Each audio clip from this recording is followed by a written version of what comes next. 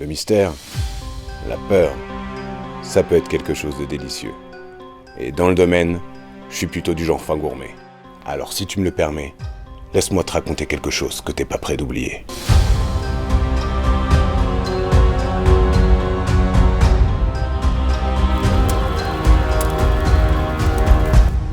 Bienvenue dans la comté, mais pas la franche. Je parlais celle de Frodon, de Tolkien, celle des films de Peter Jackson.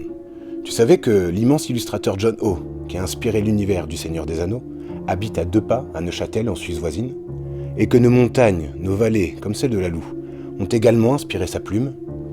Dans le fond, c'est un peu de chez nous que tu retrouves à l'écran quand Gandalf chevauche à travers la terre du milieu. Mais il y a une autre saga célébrissime qui n'est pas sans lien avec notre région. Harry Potter, rendu célèbre mondialement par J.K. Rowling. Fais pas cette tête, c'est pas si étonnant que ça quand on parle de magie. Eh ouais. Au programme de Poudlard, la grande école des sorciers, figurent les œuvres de l'un des plus illustres magiciens de l'histoire, le grand Cornelius Agrippa, Henri Corneille Agrippa de Nettesheim pour être précis, qui vécut au début du XVIe siècle, vers 1500.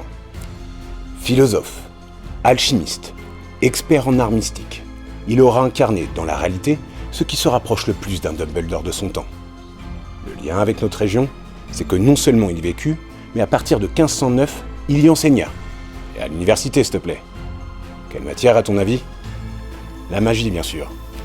Du moins, une certaine de ses formes, manipulant les propriétés secrètes du langage, autrement dit, des formules magiques. Mais son enseignement n'est pas au goût de tout le monde. Il est même accusé d'hérésie.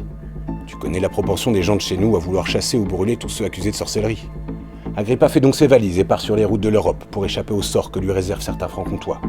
Pas fou le magicien.